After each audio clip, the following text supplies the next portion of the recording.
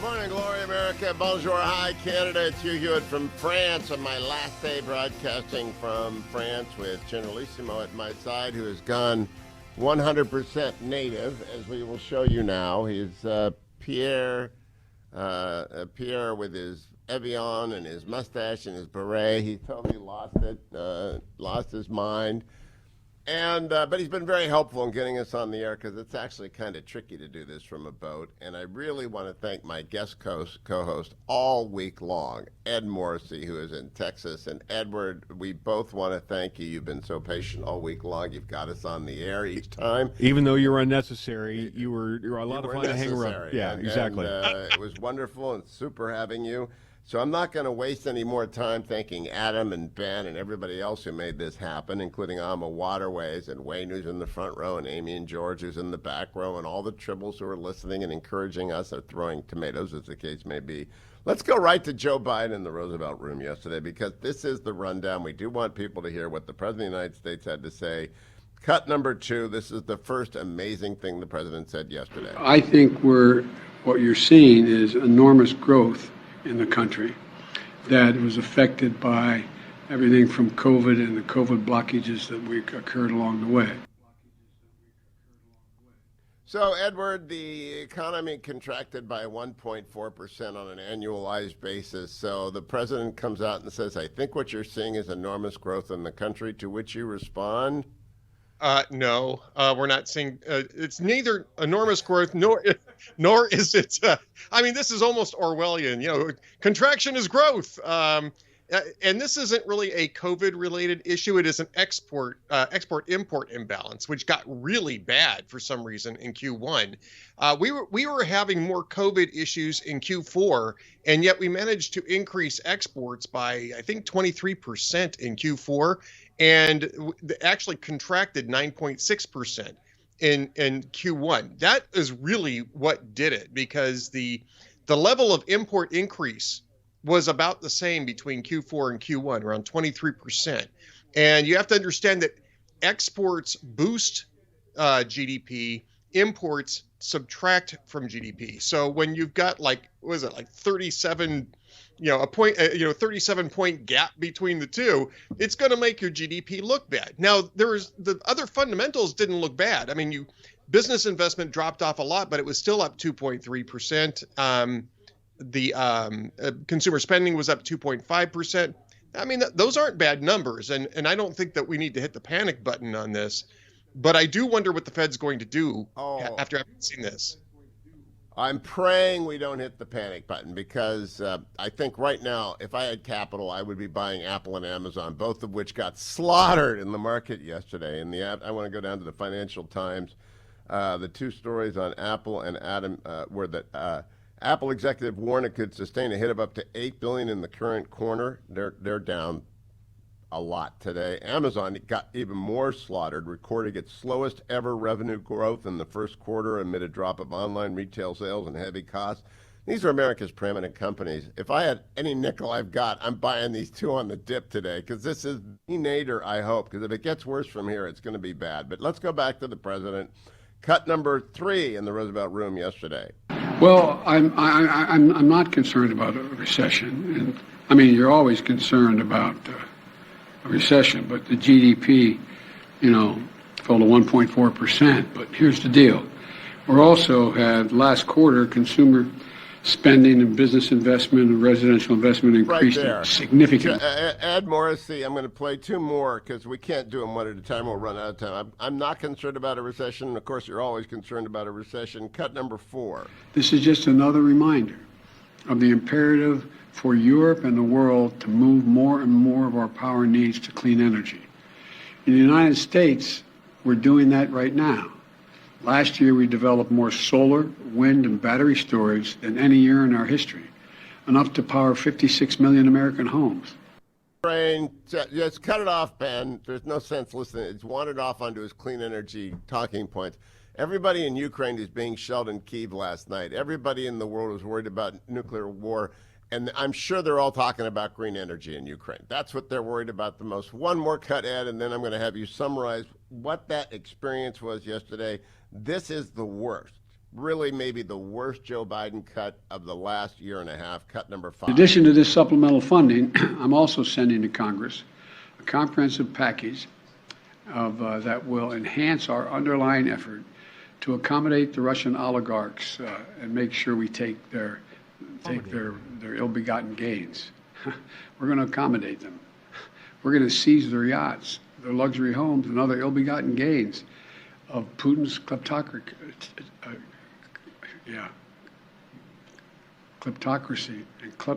the guys who are the kleptocracies. But these are bad guys. This legislative package strengthens our law enforcement capabilities. Ed Morrissey, I'm kind of speechless, and I wish the president had been. What do you say?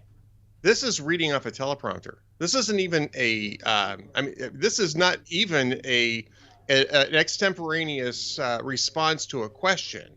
He's reading off a teleprompter and apparently got lost. I don't know what the word where the word accommodate came in, because it's clearly the wrong word, and I understand why that threw him. But I mean, that's bad. It's hard to take this guy seriously when he can't get through a teleprompter.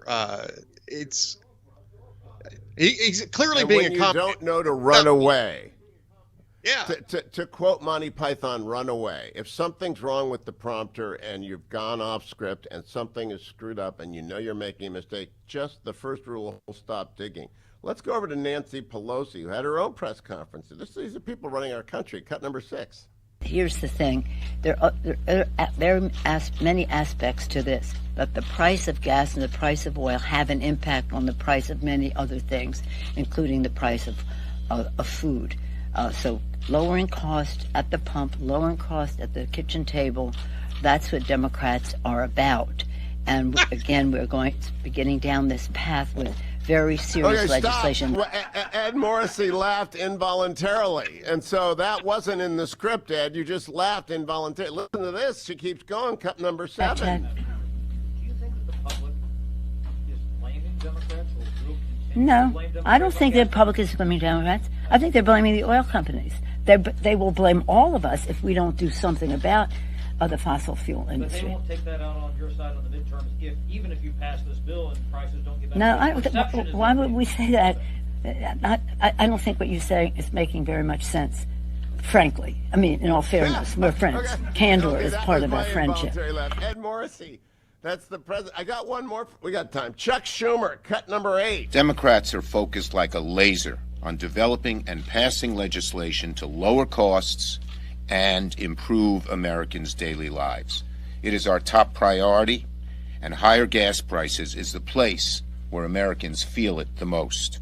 We're pushing for legislation to lower the cost of putting food on the table, keep the cost of insulin affordable, help relieve supply chain crisis, increase competition through antitrust enforcement, all areas where Congress can take action to help the American people reduce prices. But passing legislation to fight higher gas prices at the pump is at the very top of our list. The American people didn't send us... If you're in a burning building, and the Democrats are in a burning building, you run it, and your leadership is the fire chief is Joe Biden, and his deputy fire chief is Nancy Pelosi, and the lieutenant commander is Chuck Schumer. Are you safe in that burning? I mean, the country is looking at these three. The house is on fire. The world is on fire, and these are the 3 people we've got. I would be calling my insurance agents and telling them it's going to be a total loss. Please send the check now. The idea that Democrats are somehow opposed to high gas prices is absolutely ludicrous. Progressives have been trying to jack up the price of gas for years because they want to have less consumption. And they also want the price of gas to go up high enough to where all of these subsidized green energy alternatives can be competitive with natural gas, with fossil fuels.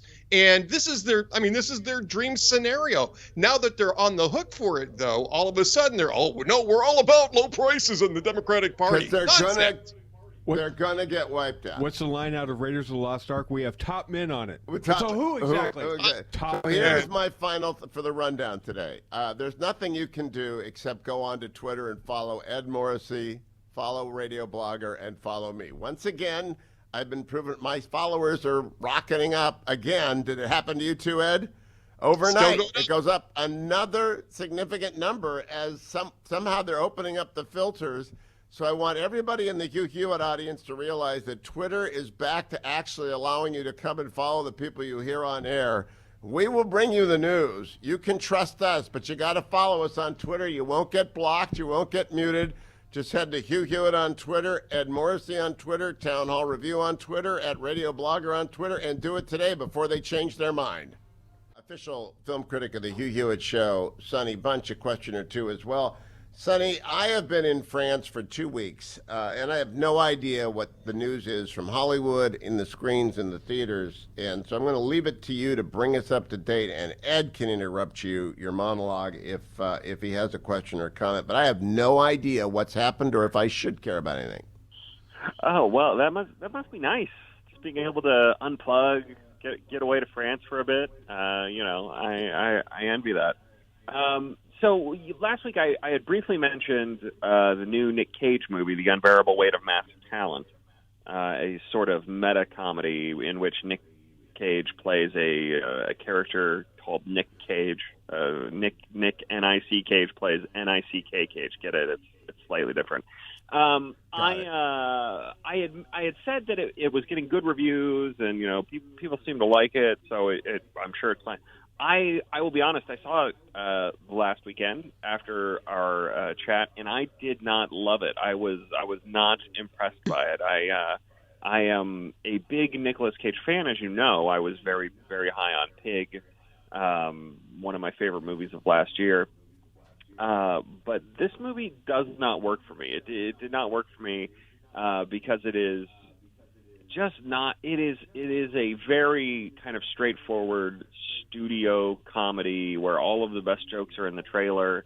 Again, Nicolas Cage plays a character called Nick Cage. He is not an out of work actor, a working too much actor, an actor who is has kind of diluted his brand by being in too many things, and he is offered $1 million to go to the birthday party for an international drug lord. He takes it, and he turns out the CIA is onto this guy. They think he's kidnapped the daughter of some president somewhere, blah, blah, blah. It turns into this really bland action comedy. Did not love it. Do not recommend it. But I'm very much in the minority here. So it's one of the few movies I have reviewed negatively and have gotten a fair amount of pushback on Twitter. So take me with a grain of salt. I may be just a little bit too snobby for this one, I guess. Is hey, what Sonny, I'm hearing. So, Sonny, I think when I saw the concept for this, I was thinking of it in terms of a being John Malkovich type of thing, right? Which is very inventive. I'm not sure that I loved it, but it was different. It was unusual. John Malkovich was totally bought into it. He was probably the most fun. John Malkovich himself and his performance was probably the most fun I had with that. So what you're saying, though, is that this is not at all a being John Malkovich type of experience. Well, no. So it's interesting that you mentioned Being John Malkovich, because Being John Malkovich was made by Spike Jonze and Charlie Kaufman, and I love Being John Malkovich. Those two teamed up with Nicolas Cage to make a movie called Adaptation a few years later. Right. Adaptation is about is basically about Charlie Kaufman's efforts to adapt Susan Orlean's book, The Orchid Thief. And it is very much a meta examination of the state of Hollywood and the tension between art and commerce, and the worries an artist has about being a sellout in that world. And Cage plays both Charlie Kaufman and a fictional brother of Charlie Kaufman, a guy who doesn't exist, whose name is Donald Kaufman. And Donald Kaufman is this hacky Hollywood sellout who just wants to make high concept thrillers, right? Unbearable Weight of Massive Talent reminded me more of Adaptation. It reminded me of Adaptation, especially in the first 30 minutes or so of The Unbearable Weight of Massive Talent, because there are moments in The Unbearable Weight of Massive Talent that are actually very funny, especially in the early going. There is a clever kind of critique of Hollywood. all of that gets tossed overboard, and it becomes. Have you seen Adaptation, Ed? Yes. Okay, so in Adaptation how the kind of Hackey Brothers terrible Hollywood script is what Adaptation kind of turns into at the end. It becomes kind of an action adventure thriller type movie instead of a meta comedy. Well, that's what is happening in Unbearable Weight of Massive Talent, except it's not an ironic comment on the state of Hollywood. It's just here's a hacky action thriller comedy from Nick Cage playing Nick Cage. It's bad. I don't like it. It's like a bad version of Adaptation is what I'm trying to say. And I liked Adaptation a lot. I like Nick Cage a lot. I did not care for this movie. But again, I am very much in the minority. So, All right, now, Sonny, I have a question. I'm coming back, and both of my boys want me to go see The Northmen with them on Sunday. I'll have jet lag. Not bad. It's France. It's 6 hours. Not bad.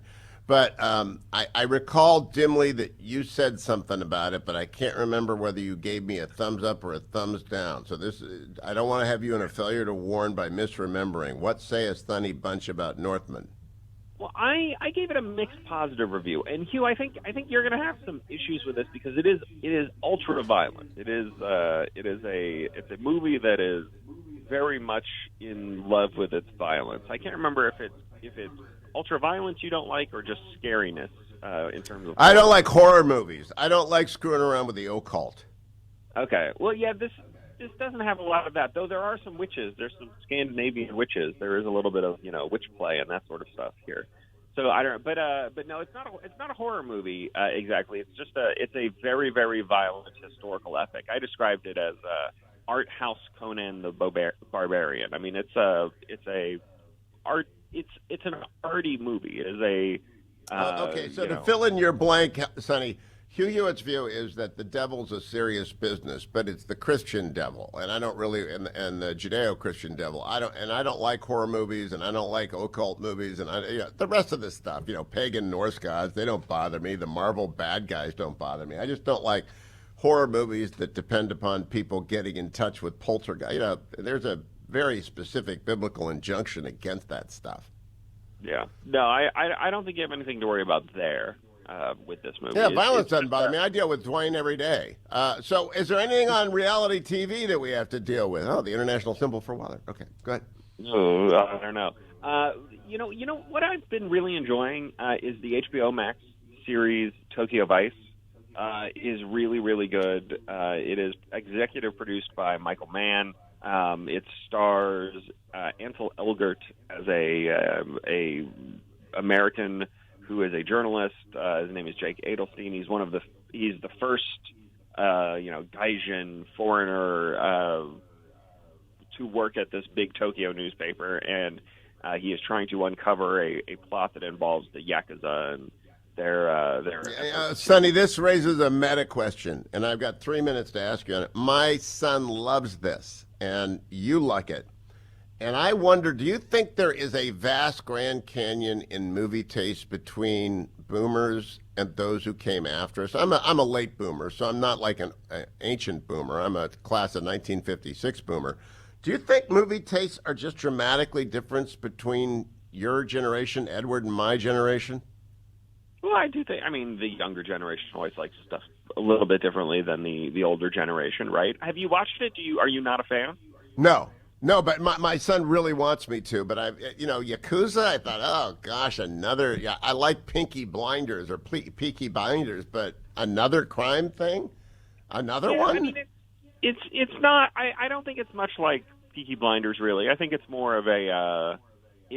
I mean, it really is. It's not a super violent, crime drama type show. It really is more of a thriller. It's a mixture of kind of the unraveling of a mystery via journalism, combined with the examination of an honor culture that is Japan. But it's also very much a travelogue, and I know you're a big fan of productions that transport you places. It is it really is like a journey through the back streets of Tokyo, not the big sites that everybody sees, but then I would like it. Restaurants.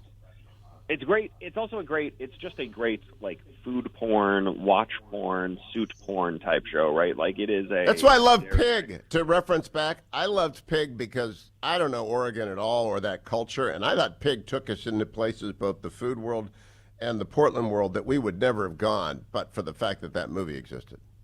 Yeah, it's similar. I mean, it's obviously very different because Tokyo very different, the East very different, et cetera, but. Good show. I've liked it a lot. I think the whole thing is out now. I think the last episode came out yesterday. I wasn't able to see it, but it's good, and I strongly recommend it. It's better. It's certainly better than the new Liam Neeson movie that is out right now, Memory, which is basically you know how Liam Neeson is the king of the old man action movie. Well, now he's made an old man action movie where the old man has Alzheimer's. It's like the logical progression of the old man action movie. He just keeps getting older, and now he's mentally impaired. His particular set of skills is reduced. Sonny, just really quickly, I watched The Mystery of Marilyn Manson on Netflix last night. This is a brand new documentary that dropped. Not sure if you've had a chance to see it. It's interesting. It's got some new stuff in it. It also sort of makes questionable use, I think, of reenactments of actual live audio. I'm curious as to what you're hearing about that. I'd certainly recommend it with some reservations. I'm not a big fan of reenactments in documentaries. I don't like it. If you don't have the actual footage, just give me what the talking heads are saying. And if you just have audio, that's a hard thing to overcome. But you just play it over stills or something. I don't like monkeying around with that sort of thing, especially if you're going to, describe yourself as a documentary. All right, last question, Sonny Bunch. You gave that a warm over. We're almost at that. Have you noticed since the filters allegedly were gigged at Twitter, if the followers of Sonny Bunch, easy enough to remember, Sonny Bunch, have gone up, stayed the same, or gone down? I would say that I would not say that I have had a huge jump or anything. I've picked up some followers. I steadily pick up about 100 followers a week. I haven't seen much difference there. All right.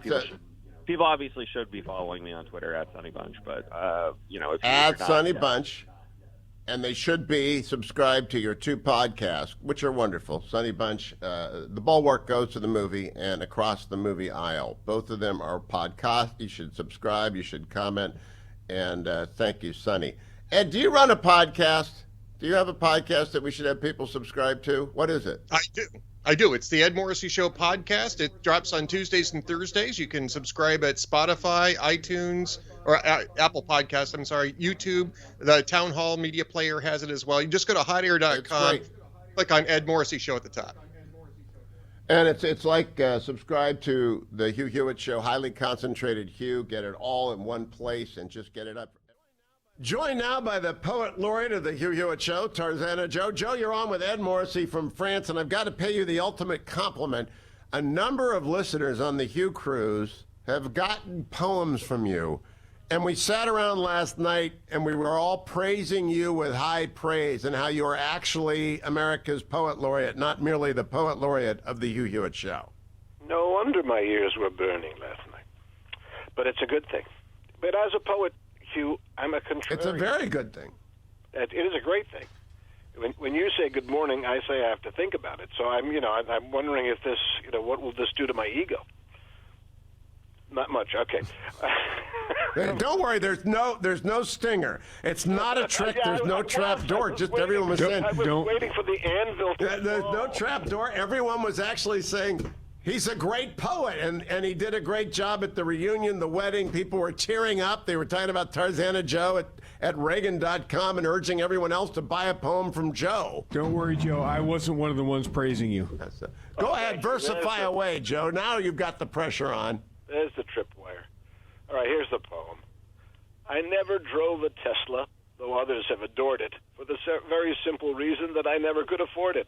And so I make my way from San Jose to San Jacinto in something more affordable, my old but trusty Pinto. Now, Elon and his companies are driving leftists crazy, although from where I'm sitting, his halo is a bit hazy. His modus operandi is strictly unconventional. His business models tend to be a wee bit existential. I marvel at the money into businesses he's funneling and feels as unrelatable as blasting off and tunneling. And now, with major liberals, he's strictly on the outs because of fortunes that he flaunts and protocols he flouts. I welcome his endeavors, but before I start the toasting, I have to be a skeptic because the proof is in the posting. It's been my inclination to be credulous and trusting, but knights in shining armor seem to have a way of making conservatives as happy as can be. But with so much more to happen, I just think I'll wait and see. That's Where's the Anvil by Tarzana Joe. Joe, I've got Ed on Skype, and I'm watching him, and I'm watching my live react. What word did he come up with existentially? Existential. Existential. Now, I don't know if you've ever seen, there's a play called The Upstart Crow about Shakespeare. It's a kind of British sitcom, and every time he says something that's not a word, they say, "Will, that's not a word." He says, "I'm a poet. I make up words." So that's my response to existential. Okay. Well, I want to tell everyone that if you want a poem, we got new affiliates. Joe works for hire. He is a poet he's a hired gun who will rhyme for you for the right amount of money, and he's reasonable. You have to write him at TarzanaJoe@Reagan.com, TarzanaJoe@Reagan.com. All of his work is collected at TarzanaJoe.com, including today's poem. And I'm just astonished at how many people on this trip have had commissioned work by Tarzana Joe. I think 200 years hence, people are going to be collecting them and finding them in attics and say, "I found a Joe poem." Well, there's one. My favorite poem I wrote was for a family that left the house that they had been living in, through generations for like 80 years, and they left a poem about all the good things that happened in that house for the homeowners that came next. That was one of my favorite poems I've ever written. So, yeah, that might be in the attic someday. That's it. Tarzana Joe, thank you, my friend. Welcome back, America. Hugh Hewitt from France, and I've got Ed Morrissey in Texas standing by, radio blogger at my side, and we're joined, as that music suggests, by Admiral James Stavridis, retired United States Navy, former Allied Supreme Commander, and he, of course, also ran Southern Command. Admiral Ed is standing by, and we'll be going back and forth with questions for you from me. I would like to get your assessment. The head of Ukraine, or the advisor to the president today, said Russia is suffering colossal losses in the east. Now, obviously, no one's going to say we're suffering colossal losses, but Ukraine has been pretty good in being objective about what is going on. How do you interpret that, Admiral? I think it's entirely possible that the Russians are, in fact, continuing to be battered on the battlefield. And I think very reliably, Hugh, in the 2 months to date, about 15,000 Russians killed in action. And I can triangulate that between Ukrainian commentary, British intelligence, and U.S. intelligence. So to me, if they've lost 15,000 in the fight up north, essentially, I don't see that someone's going to wave a magic wand above the Russian army and suddenly it'll turn into this high-performing, low-casualty combat machine. So I think it's logical that there are high losses, whether they're colossal or big. I don't know, and I, for one, will wait until we hear from U.S. intelligence, British intelligence. That'll be coming shortly, but I'd say it's a good indicator for the Ukrainians. And Admiral, before I throw it over to Ed, my second question to you is the inability of Russia to command the air. We've grown so used to that, watching in 91 with the invasion in Iraq, and in 2001, the expedition to Afghanistan, 2003, the invasion of Iraq. We secured air control. What has happened here? Why haven't the Russians been able to do that? And do they have it over eastern Ukraine right now as they begin their new offensive? They certainly have more control over spaces where they have control on the ground. And so, yes, they have a higher degree of control in eastern Ukraine. The reason they have not established control across the entire country, I think, are threefold. One, it's a vast country. If you put a map of Ukraine on top of the northeastern United States, it runs from New York City to Chicago, from Raleigh, North Carolina, to Toronto, north of Detroit. It's a huge land space and therefore a huge airspace. Second point, the Russian inability to conduct effective logistics that we saw and continue to see on the ground. No reason to believe they're much better at doing it with their air forces. So secondly, I'm going to bet on bad logistics, bad maintenance. And then thirdly, and perhaps most importantly, again, the fighting spirit of the Ukrainians, into whose welcoming hands we have placed an awful lot of capability. So far, kind of low-level stingers up to 10, 12,000 feet. Watch when those S-300s come online, and if we give them additional combat aircraft, they're already flying their own and testing. If we up our game there, don't look, again, for any sudden change in the battlefield or in the air above it. Russia will continue to struggle there as well. Admiral Stavridis, I mean, one of the issues that I see here is sort of a replay of what happened in the north. And maybe even more surprisingly, in Donbass, the Luhansk Donetsk area, where Russia already had some strength. I would have expected the lines to move quickly down there with the Russian reinforcements and, frankly, much simpler logistics. Again, speaking about logistics, the lines of communication into that part of Ukraine are much simpler for Russia.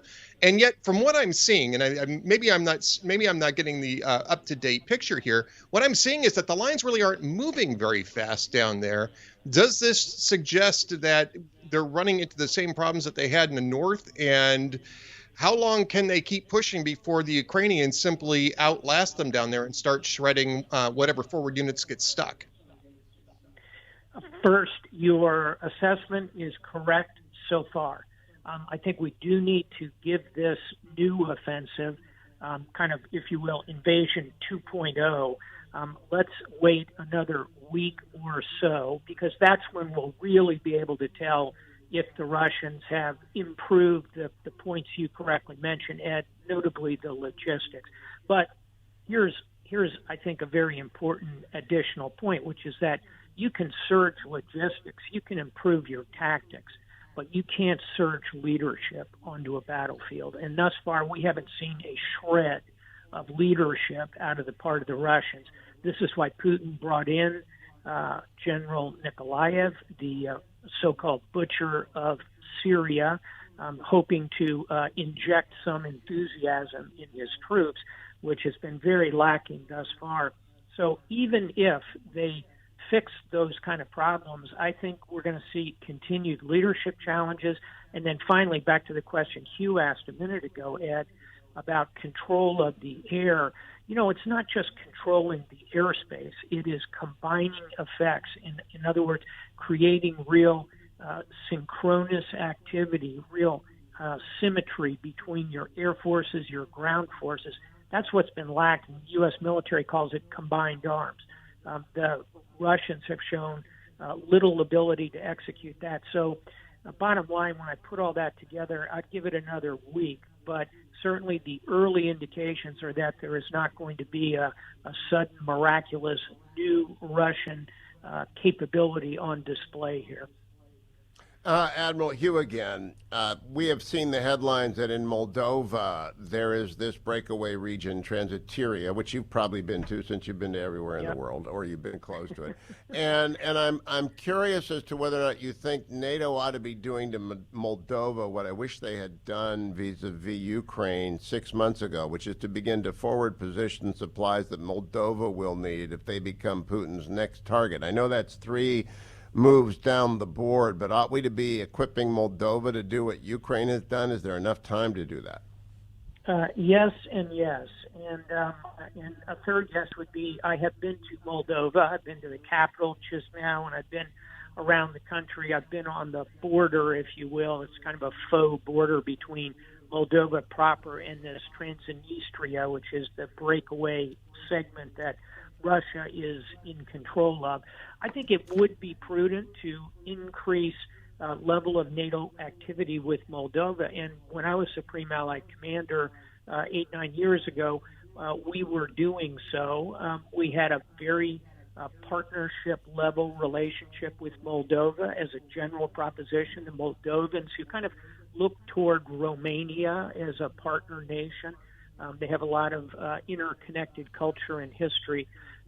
It would be a good place for our Romanian NATO allies to put some more military activity, and as you suggest, Hugh, put some capability forward. Small country, small effort, but could pay big dividends in, again, sending a signal to Putin that not only are we going to defend every inch of the NATO border, but we're also going to work with real democracies to defend them against Russia. Admiral, the Russians seem to be rattling the nuclear saber here more and more, at least rhetorically. Their domestic propaganda seems to be ramping up in that regard too. Do Russians bluff? I mean, this is sort of like, it's almost like the Star Trek question. Do Vulcans bluff? Do Russians bluff in this regard? Or is this a signal that this is going to get, that this conflict is about to turn nuclear? I don't think the conflict is about to turn nuclear. Russians bluff. All nations bluff who have nuclear weapons. And by the way, if you think about Putin, he thinks he's Peter the Great, expanding the borders of the Russian Empire. He's going to end up like Kim Jong-un, isolated, weakened, and sitting on a pile of nuclear weapons that, frankly, in the end, you can't really use with any utility. So I think it's highly unlikely Putin reaches, certainly for an apocalyptic nuclear attack on the West. I think that is not going to happen. Could he use a tactical nuclear weapon, Ed? I guess that's possible, but I think he is cognizant of the fact that right now, diplomatically, you've got the West and all the democracies, and you've got Putin and China, the real authoritarian nations. But there's a huge swing vote out there in the West. It's called Latin America and the Caribbean, Sub-Saharan Africa, South Asia. Today we see Indonesia, I think, not commendably inviting Putin to the G20. Putin is aware that if he uses a tactical nuclear weapon, he'll lose that enormous swing vote. It's 3 billion people in those countries who still haven't completely aligned. So, no, I don't think he'll reach for nuclear. I'll close by saying, if you want to go into the weapons of mass destruction question, a chemical weapon, I could see that. I hate to say it, but he's laid the groundwork there by accusing the Ukrainians of having chemical weapons, the U.S. of conducting research, all kinds of nonsense and lies as usual. But watch for him if he goes into WMD to use chemical. I don't see nuclear. Now, I want to close, Admiral. Last question for you. I was at the beaches of Normandy with Dwayne 2 days past, and one of the things that stuck in my mind was the heroism, not everyone, of everyone involved, of the leaders, of the young lieutenants, of General McNerney, of General Roosevelt, but they also paid particular attention to the NCOs that America was blessed with on that day that kept the men moving towards the beaches. As you take that in mind, how has the Ukrainian NCO Corps performed in this? I know their leadership at the top has been excellent, but as you watch as a trained military observer of every aspect of a military leadership, has your eye fallen on their NCOs? It has, and here we NATO and the West have really had extraordinary impact as follows. The Russian model of war, of military, degrades the importance of the NCO Corps. It is all very officer-driven because they want highly centralized control of everything. They don't want to delegate. They don't want, if you will, free market combat where younger leaders are capable of moving out with their squad, with their platoon, under the leadership of a strong NCO. The U.S. and the Western model is precisely the opposite. The strongest thing the Navy has in its locker of leadership are chief petty officers, NCOs in this context. Here's the point. starting in 2014 from that first invasion, NATO and the U.S. have been deeply involved in training and working with the Ukrainian armed forces. You can give them all the stingers in the world, but until they have a strong leadership model with strong NCOs, they don't win on the battlefield. So that's something well said. we did get ahead of the curve, and we're going to continue to do so. It is a distinct and important difference, and it's a real advantage to the Ukrainians. Thank you, Admiral, as always. Wonderful. Well put. Follow him at Twitter, Stavridis, at Stavridis. Thank you, Admiral. Welcome back, America. I'm Hugh. Ed Morrissey is with me in Texas. We're joined by Pennsylvania Senate candidate David McCormick. And David, I'm glad you joined us. This is fortuitous. I'm in Normandy. I was just at the beaches where the airborne came and made such an amazing contribution on D-Day. I know you're a veteran of the 82nd Airborne. I'm sure your chest swells a bit with pride when you read about it. But boy, you can't stop but wonder what that jump was like. Did they teach you that in jump school, that you're going to end up like the guys did in the 82nd and the 101st that morning?